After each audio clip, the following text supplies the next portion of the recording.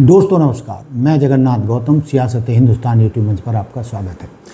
दोस्तों, जैसा कि आपको मालूम है, आज गुड़गांव के खांडसा इलाके में विजेंद्र सिंह की यात्रा, जो सद्भावना यात्रा निकल रही थी, उसके अंतिम चरण में आज राहुल गांधी उनकी यात्रा में शामिल हुए। लगभग 1 किलोमीटर पैदल यात्रा में शामिल हुए और हजारों लोग उनके साथ थे।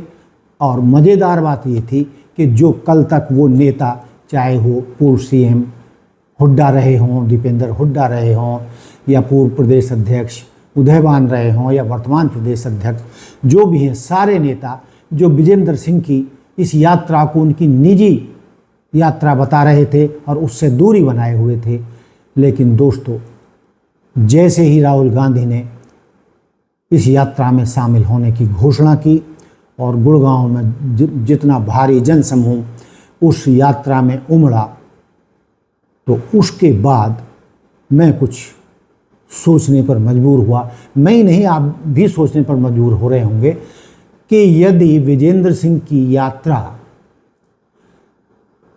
खड़गे जी और राहुल गांधी से आशीर्वाद लेने के बाद शुरू हुई थी, उन्हीं के दिशा निर्देशों पर वो भारत जोड़ो यात्रा की तर्ज पर हरियाणा जोड़ो यात्रा कर रहे थे, तो फिर राहुल गांधी ने सारे कांग्रेसजनों को क्यों नहीं बताया कि ये कांग्रेस की यात्रा है और हमारे ही निर्देश पर वो इस सद्भावना यात्रा में को निकाल रहे हैं।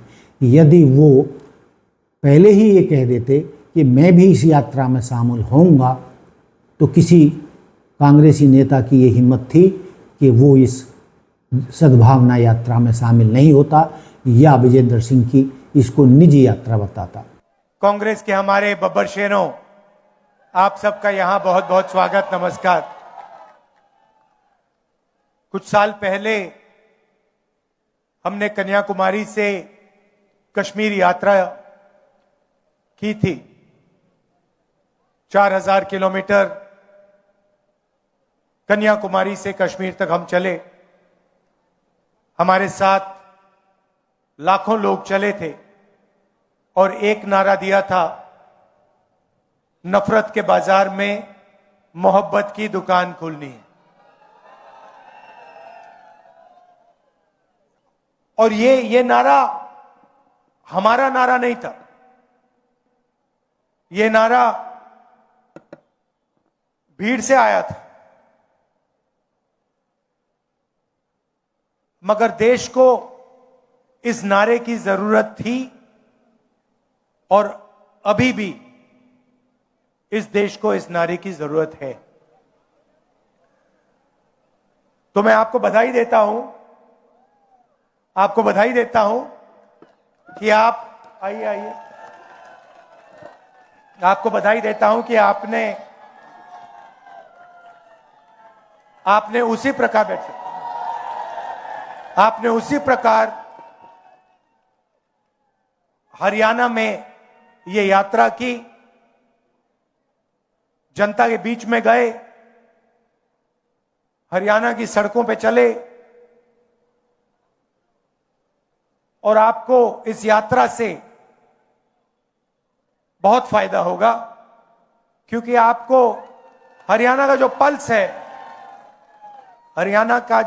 है, वो आपने लोगों से सुनकर समझा है। और मेरी सोच है कि कांग्रेस पार्टी में हर प्रदेश में जो हमारे युवा नेता हैं, उन सबको इस प्रकार से जनता के बीच में यात्रा करनी चाहिए। सीखने को मिलता है, लोग जुड़ते हैं, राजनीतिक समझ बढ़ती है। और हर यात्रा का, चाहे कितनी भी छोटी हो कितनी भी बड़ी हो, यात्रा की हिंदुस्तान में यात्रा का ट्रेडिशन है। तो यात्रा का जनता को और जो यात्रा करते हैं उनको फायदा होता है। देखिए, हरियाणा के बारे में आप मुझसे अच्छा जानते हो। यहां का चुनाव बीजेपी ने चोरी किया। मध्य प्रदेश, हरियाणा, महाराष्ट्र, अब बंगाल, असम, इन्होंने सिस्टम बना लिया है चुनाव चोरी करने का। लाखों नाम काट देते हैं, लाखों नए नाम जोड़ देते हैं। इलेक्शन कमीशन इनके कंट्रोल में है, ब्यूरोक्रेसी इनके कंट्रोल में है, और ये सोचते हैं कि इनका राज अब रुक नहीं सकता।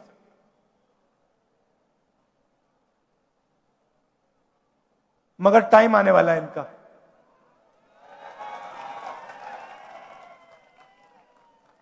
आप देख लेना, इनका टाइम आने वाला है। दोस्तों, अब लोग अपने अपने तरीके से सोच रहे हैं और सबका अपना अपना तौर तरीका है सोचने का कि जिस तरीके से वैसे शैलजा, कुमारी शैलजा का समर्थन शुरू से ही बृजेंद्र सिंह को था और उनके पिता तो वीरेंद्र सिंह उनके साथ ही चल रहे थे, जो पूर्व केंद्रीय मंत्री हैं और हरियाणा में कांग्रेस के कद्दावर नेता हैं, सीएम पद के उम्मीदवार भी रहे। हालांकि वो बीच में भाजपा में चले गए थे दोनों बाप बेटे, लेकिन जिस गरिमा के साथ वो वापस आए और कांग्रेस के साथ उन्होंने निष्ठा दिखाई, उसके बाद कोई गुंजाइश उनको कुछ कहने की इसलिए नहीं बची क्योंकि उनका सारा जीवन कांग्रेस में ही बीता। और कहा तो ये जाता है कि वो कांग्रेस छोड़ के जो भाजपा में शामिल हुए थे, अपने चचेरे भाई, फुफेरे भाई भूपेंद्र सिंह हुड्डा के कर्मों के कारण ही उनको भाजपा छोड़ कर जाना पड़ा, क्योंकि कहा जाता है कि भूपेंद्र सिंह हुड्डा ने उनको अपने रहते कभी कांग्रेस में आगे नहीं बढ़ने दिया या वो सम्मान नहीं मिला जिस सम्मान के वो हकदार थे। मैं सिर्फ एक अनुरोध करूंगा राहुल जी से कि इस यात्रा को, सद्भाव यात्रा जो है और जो आपकी भारत जोड़ो यात्रा थी, इसको हमें पार्टी के तौर पे हर प्रदेश में, हर जिले में, हर विधानसभा में ले जाना चाहिए, क्योंकि जिस प्रकार का जुड़ाव पार्टी का लोगों के साथ यात्रा के माध्यम से हो सकता है, मेरे ख्याल से इससे ज्यादा कारगर तरीका और कोई नहीं है। मैं एक बार पुनः राहुल जी का यहां आने पर हमारी इस यात्रा को आशीर्वाद देने के लिए, क्योंकि इन्हीं के आशीर्वाद से, इन्हीं के प्रोत्साहन से ये यात्रा शुरू की गई थी और बीच बीच में भी मेरा इनसे जब भी संपर्क हुआ है, इन्होंने हमेशा अपना हाथ हमारी पीठ पे रखा है और यही कारण है कि हम इतनी बड़ी यात्रा को अपने अंजाम तक पहुंचाने में सफल हुए हैं। यात्रा का समापन तो अभी 5 हल्के और बचे हैं, उसके बाद होगा, लेकिन सद्भाव यात्रा आज राहुल गांधी जी की यहां उपस्थिति से पूर्ण हो गई है। यात्रा अपनी पूर्णता यहां पे हासिल कर ली है। उसके लिए मैं सभी साथियों का और राहुल गांधी जी का विशेष तौर पर धन्यवाद करता हूं। बहुत बहुत धन्यवाद। जय हिंद। अब सवाल ये पैदा होता है कि सारे कांग्रेसियों को विजेंद्र सिंह की यात्रा को कांग्रेस की यात्रा समझना चाहिए था और उनके साथ चलना चाहिए था। फिर जो नेता, चाहे उसको एक शब्द में कहूँ तो भूपेंद्र सिंह हुड्डा को कह लीजिए, जो अब ये कह रहे हैं कि जब तक हाईकमान से उन्हें ये निर्देश नहीं मिलेगा कि हम इस यात्रा में शामिल हों, तो हम इस यात्रा को विजेंद्र सिंह की निजी यात्रा मानेंगे। अब मेरी समझ में नहीं आता कि विजेंद्र सिंह राहुल गांधी और खड़गे जी के निर्देश से इस यात्रा को कर रहे थे और हरियाणा के नेता उनको ये कह रहे थे कि भाई उनकी निजी यात्रा। अरे भाई, जब वो कह रहे हैं कि मैं राहुल गांधी के निर्देश से और खड़गे जी के निर्देश से ये पैदल यात्रा, सद्भावना यात्रा शुरू कर रहा हूँ, तो आपने विजेंद्र सिंह की बात नहीं मानी, तो आप भाई सीधे राहुल गांधी जी से बात कर लेते, खड़गे जी से बात कर लेते। आपको किसी ने मना तो किया नहीं था उनसे, आप लगातार अपने हाईकमान से बात करते रहते हैं। तो एक ये बात भी आप पता कर लेते कि क्या जी आपके निर्देश से विजेंद्र सिंह हरियाणा में ये सद्भावना यात्रा निकाल रहा है। पूरे हरियाणा की 90 विधानसभा सीटों हैं जिनमें वो सब में जाएगा। तो क्या आप इतना नहीं पूछ सकते थे कांग्रेस की एकता के लिए या कांग्रेस के उठान के लिए, कांग्रेस को मजबूती के लिए, उसे सत्ता में लाने के लिए, जबकि आप जानते हैं कि कांग्रेस में गुटबाजी के चलते ही कांग्रेस हरियाणा में सत्ता में आते आते रह गई और 0.09% वोट की कमी से कांग्रेस सत्ता से बाहर हुई। इसके बावजूद कांग्रेस ने सबक नहीं सीखा और लगातार वो ऐसी गलतियां करती जा रही है जिसको भाजपा को कोई मेहनत करने की ज़रूरत नहीं है। वो कांग्रेस के नेताओं के आपसी फूट का फ़ायदा उठाकर ही तीसरी बार भी सत्ता में बनी हुई है। आपको याद होगा जब भारत जोड़ो यात्रा चली थी, हरियाणा के लोगों ने पूरा सहयोग दिया, आपसे आशीर्वाद मिला और नतीजे अच्छे आए।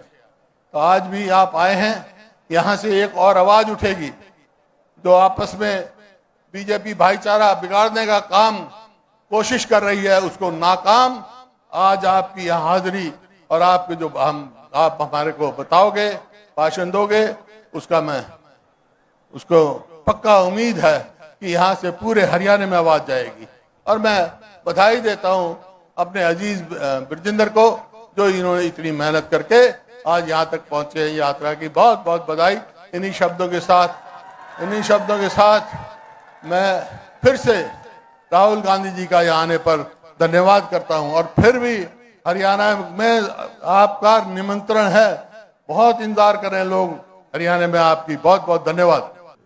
दोस्तों, कुछ लोगों का ये भी मानना है कि हाईकमान अपने तरीके से सोचता है, इसलिए उन्होंने ब्रजेंद्र सिंह की यात्रा को इस नज़रिए से भी देखा होगा कि देखते हैं इसमें कितना दम है, ये कितने लोग इसके साथ चलते हैं या कितने लोगों को ये जोड़ पाएगा। और यदि ये जोड़ पाने में सफल रहा और इसकी सद्भावना यात्रा सफल रही तो जो भूपेंद्र सिंह हुड्डा उनके लिए एक तरीके से मुसीबत बने हुए हैं और कांग्रेस हाईकमान को वो कोई फैसला नहीं लेने देते हैं और अपने आप को ही ऊपर रखते हैं, तो हाईकमान को एक रास्ता मिल गया है कि भूपेंद्र सिंह हुड्डा की जगह बाप बेटे ब्रजेंद्र सिंह और चौधरी वीरेंद्र सिंह एक कांग्रेस हाईकमान के लिए एक मजबूत कड़ी साबित हो सकते हैं। और दोस्तों, देखना आप आने वाले समय में वीरेंद्र सिंह और ब्रजेंद्र सिंह दोनों को कांग्रेस में एक मजबूत जगह मिलेगी और कांग्रेस में उनका भविष्य उज्जवल है। और बताया जाता है कि जिस विकल्प की खोज हाईकमान कर रहा था भूपेंद्र सिंह हुड्डा की जोर जबरदस्ती से निपटने के लिए, इस सद्भावना यात्रा ने उन्हें वो चेहरा दे दिया है। ब्रजेंद्र सिंह के रूप में जो पूर्व आईएएस हैं, डिप्टी कमिश्नर रहे हैं और बहुत समझदार पढ़े लिखे व्यक्ति हैं, तो उस लिहाज से कांग्रेस हाईकमान ने ये चौरस बिछाई थी और जिसमें वो सफल होती दिख रही है। और इसका मतलब ये है कि एक तो हो गया भूपेंद्र सिंह हुड्डा, दूसरी तरफ ये ब्रजेंद्र सिंह, कुमारी शैलजा और सुरजेवाला, ये गुट अब बहुत मजबूत होकर निकलेगा और कांग्रेस हाईकमान भूपेंद्र सिंह हुड्डा जो ब्लैकमेल करते रहे हैं उससे हाईकमान को मुक्ति मिल सकती है, क्योंकि अब कांग्रेस हाईकमान ने हुड्डा के मुकाबले में एक मजबूत विकल्प तैयार कर लिया है। और दोस्तों, आप ये तो जानते ही हैं, चौधरी वीरेंद्र सिंह हरियाणा की रग रग से वाकिफ़ हैं, एक एक विधानसभा के लोगों से वाकिफ़ हैं और पूरा हरियाणा उनको जानता है और हर विधानसभा क्षेत्र में उनके चाहने वाले, उनके समर्थक हैं। तो कहने का तात्पर्य ये है कि ये दोनों बाप बेटे भूपेंद्र सिंह हुड्डा और उनके बेटे का विकल्प बन सकते हैं। दोस्तों, चलो ये तो मुद्दा है विकल्प बनने का, लेकिन हम सब की तो यही कामना है कि सारी कांग्रेस एक झंडे के तले चले, नहीं तो ये कभी भी भाजपा को नहीं हरा पाएंगे, जैसा कि भाजपा नेतृत्व ने तय कर रखा है कांग्रेस मुक्त भारत का। तो उस अपने घोषणा में भाजपा कामयाब होती रहेगी जब तक हरियाणा के नेता एक मंच पर एक साथ इकट्ठे नहीं होंगे और मिलकर काम नहीं करेंगे। तो मैं तो ये समझता हूँ कि ये सद्भावना यात्रा ब्रजेंद्र सिंह की बहुत सफल यात्रा रही है और उसने हरियाणा के लोगों की नब्ज को पहचाना है कि वो क्या चाहते हैं। और इस बात को आज राहुल गांधी ने भी जनसभा में कहा कि मैंने अपनी भारत जोड़ो यात्रा के दौरान देश की जनता की नब्ज पकड़ी, उसके बाद मुझे बहुत कुछ समझने के लिए मिला। और उन्होंने तो ये भी कहा कि हर कांग्रेसी युवा को इस तरह की यात्राएं अपने अपने ज़िलों में, अपने अपने राज्यों में, पूरे हिंदुस्तान में करनी चाहिए, तभी कांग्रेस से लोग जुड़ेंगे और कांग्रेस सत्ता में लौटेगी। तो दोस्तों, ये कहते हुए कि बृजेंद्र सिंह की इस सद्भावना यात्रा के लिए हमारी शुभकामनाएं। वो 85 विधानसभाओं का दौरा कर चुके हैं, अब सिर्फ 5 विधानसभाएं बची हैं रोहतक की, और जो जल्दी ही इसी महीने में संभवतः 18 मई के आसपास उनकी ये सद्भावना यात्रा समाप्त हो जाएगी। और दोस्तों, जिसको निजी यात्रा बताया जा रहा था, आज के बाद वह घोषित रूप से कांग्रेस की यात्रा बन चुकी है।